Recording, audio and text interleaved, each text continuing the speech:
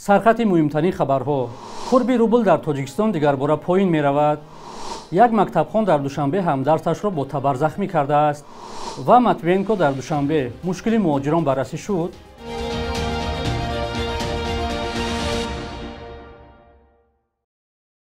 درود بیننده های عزیز، برنامه نوید بامدادی را با خبرهای نو از تاجیکستان و جهان از استودیوی رادیوی آزادی در دوشنبه تقدیم میکنیم. امروز 11 اکتبر است. ارزش روبل روسی در برابر اسعار ملی سامانی در تاجیکستان روزهای اخیر دیگر باره پایین می رود. اگر 2 هفته پیش 1000 روبل روسی در بانک های کشور 115-116 سامانی ارزش داشت، حالا به 108-106 سامانی رسیده است.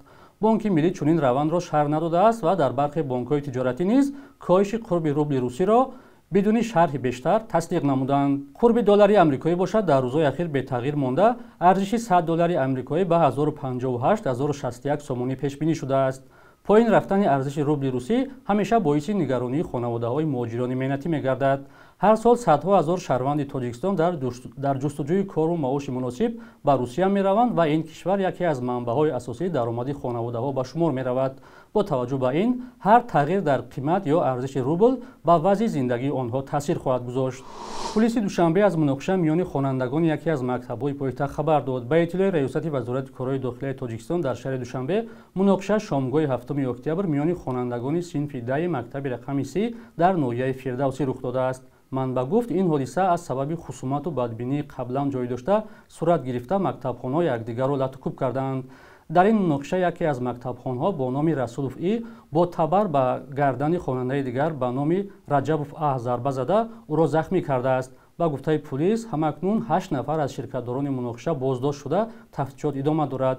برای بار اول نیست که در مؤسسه‌های تعلیمی پایتخت میان مکتبخوان‌ها زن و زنی صورت می‌گیرد.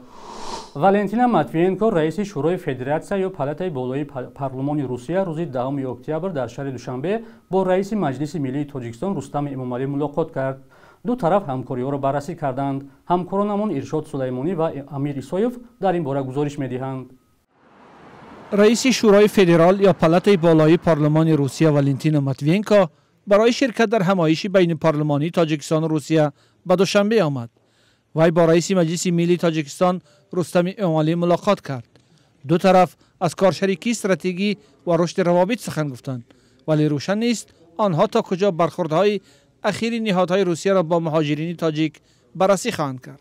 سفر ماتوینکو به دوشنبه در حال اتفاق می افتد که روابط تاجیکستان و روسیه وارد بحران شده است. پس از حمله تروریستی به تالار کنسرتی کراکوس در کنار مسکو که چند زاده تاجیکستان در انجام آن متهم دانسته می شوند، روسیه با بهانه تنظیم مهاجرت مناسبت صغیرانه با شهروندان و مهاجران تاجیکستانی می کند. منصبداران بلندپایه روسیه اظهارات شدید و لحن علیه مهاجرین تاجیک صادر می کنند. حتی با گذشت نزدیک به 1.5 ماه از آغاز درس‌ها، تعداد زیادی دانشجویان تاجیک نمی توانند به روسیه وارد شوند. مقامات تاجیک روسیه را به احترام حقوق شهروندان خود دعوت می کنند، اما ظاهرا این دعوت‌ها نادیده گرفته می شوند. در آستانه همایش بین پارلمانی، شاهین صمدی نماینده رسمی وزارت کارهای خارجی تاجیکستان گفته بود که از وکیلان تاجیک خواستند در ملاقات با همتایان خود اظهارات بحث برانگیزی بعضی از وکیلان روس را در مورد تاجیکان در میان بگذارند. حالا معلوم نیست که این مسئله در نشست بین پارلمانی تاجیکستان و روسیه در دوشنبه مطرح است یا نه. با باور رحمان المصرف استاد دانشگاه و کارشناس امور مهاجرت، این مسئله ها بررسی خواهند شد. اومدن ماتوینکو این خودش فعل نیک است.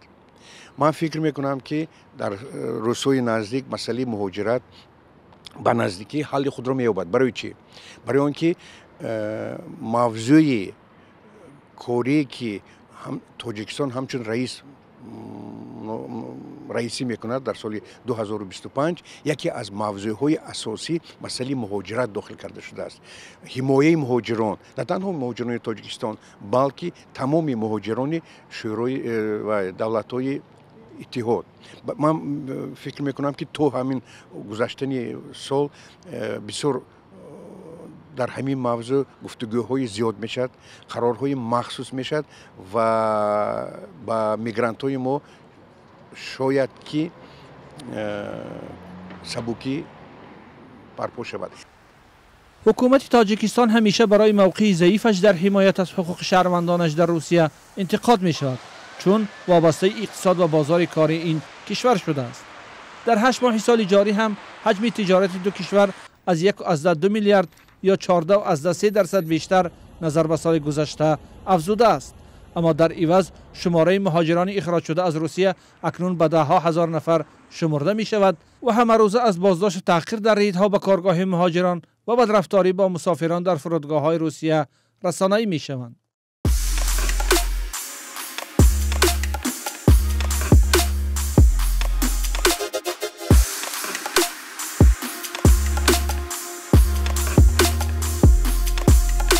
همه چیزی که میخواهند و میخواهید در اینجا هست.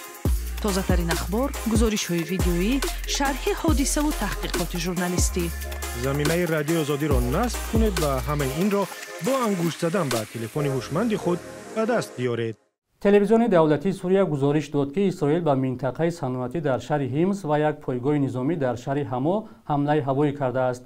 به اطلاع منبع این حمله خسارات مادی به جای گذاشته است. این گزارش میگوید که اسرائیل یک کارخانه ماشینسازی در منطقه صنعتی شهر هیمز را مورد حمله قرار داد. خبرگزاری دولتی سوریه سنا نیز نوشت که این حمله در ساعت 1 شب به وقت محلی انجام شد و یک کارخانه بندوبست ماشین‌ها در این منطقه صنعتی حسیا در ولایت هیمز مورد حمله قرار گرفت. گروه مخالفی دیدبانی حقوق بشر سوریه قرارگاهش در لندن میگوید که این کارخانه ماشینسازی به ایران تعلق داشته است. اتحادیه صنعتیان و صاحبکاران روسیه در یک نظرسنجی معین کرده است که طلبات به نیروی کاری خارجی در بازار کار روسیه افزایش می‌یابد، اما بیش از نصف شرکت‌هایی که از کار مهاجران استفاده می‌برند نمی‌توانند به طور کافی خارجی‌ها را به کار قبول کنند. کامرسان رو با استناد به این نظرسنجی نوشته است که بیشتر شرکت‌هایی که مهاجران را به کار می‌گیرند با مشکلات گوناگون روبرو شدند. شرکت‌ها گفتند که در بازار مهنت متخصصان ضروری پیدا نمی‌شود و همچنین داوطلبان جای‌های کار خالی نمی‌توانند امتحان زبان روسی را سپارند.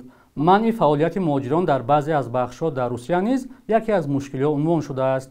کمبود نیروی کاری خارجی در روسیه در حالی است که مهاجران بارها شکایت نمودند که قانون و قاعده‌های نو در روسیه کار و زندگی آنها را سخت کرده است. در 7 ماه سال 2024 روسیه 100,000 شهروند خارجی را بیرون کرده است. این آمار 2 برابر بیشتر از سال گذشته است. بخش یک روزی تاریخ را همکارانمان آماده کردند که تحولات مهمترین تاریخ را در روز 11 اکتبر فرا می‌گیرد.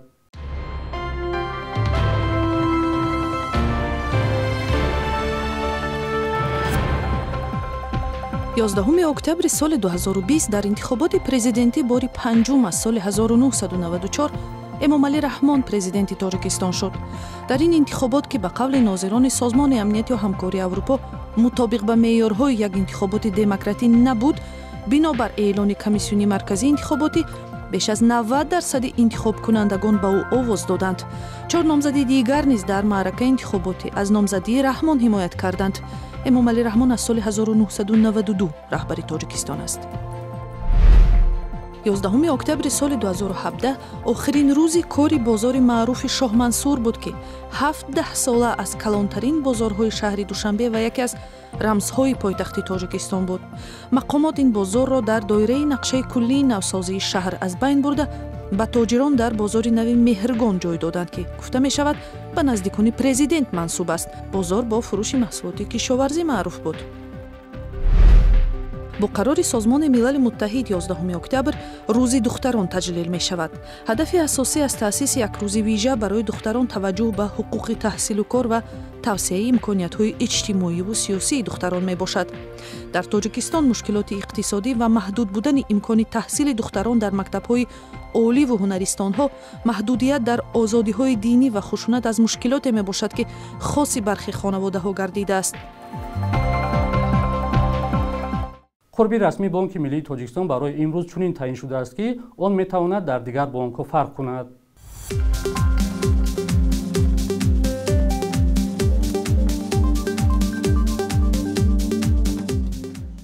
بینندگان عزیز، مولتی جدا شده برای برنامه نوید به انجام رسید. خبرهای از این بیشتر را در سامانه رادیوی آزادی با نشانی azadi.org و azadi mobi پیدا کنید. خدا نگهدارتان.